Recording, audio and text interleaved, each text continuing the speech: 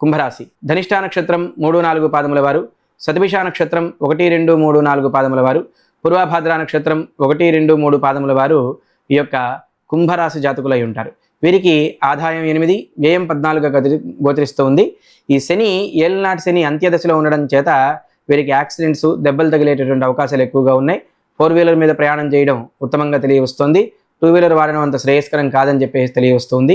కుంభరాశి జాతకులకు తప్పనిసరిగా నమ్మక ద్రోహాలు ఎక్కువగా జరుగుతాయి.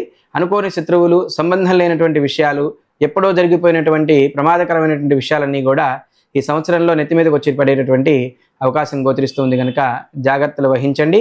లేనిపోయినటువంటి విషయాల జోలికి వెళ్ళొద్దు. మీకు సంబంధం లేనటువంటి విషయాల్లో అసలు తలదూర్చకుండా ఉండడం అనేటటువంటిది ముఖ్యంగా చెప్పవలసినటువంటి సూచన. రాజపూజ్యం 7, అవమానం 5గా గోచరిస్తుంది. కనుక సంఘంలో గౌరవ మర్యాదలన్నీ కూడా అనుకూలంగా ఉంటాయి. పెద్ద విశేషమైనటువంటి ఫలితాలు ఏమి కూడా వీరికి సంవత్సరాంతం వరకు కూడా కనిపించడం లేదు. కుంభరాశి వారు ఖచ్చితంగా శనివారం నలుపవతితో దీపారాధన చేయడం మూలకంగా, బుధవారం నాడు విష్ణుమూర్తి యొక్క ఆరాధన చేయడం మూలకంగా, విష్ణు సహస్రనామ పారాయణ చేయడం మూలకంగా మంచి ఫలితం అనేటటువంటిది పొందుతారు. సుఖజీవనం సాగిస్తారు. వీరు ఖచ్చితంగా గోధుమ వర్ణం కలిగినటువంటి వస్త్రాలు ధరించడం మూలకంగా అనుకూలమైన ఫలితాలు వస్తాయి. వీరికి 6 లక్కీ నెంబర్గా కనిపిస్తుంది. తూర్పు ప్రయాణాలు విశేషంగా కలిసి వస్తాయి.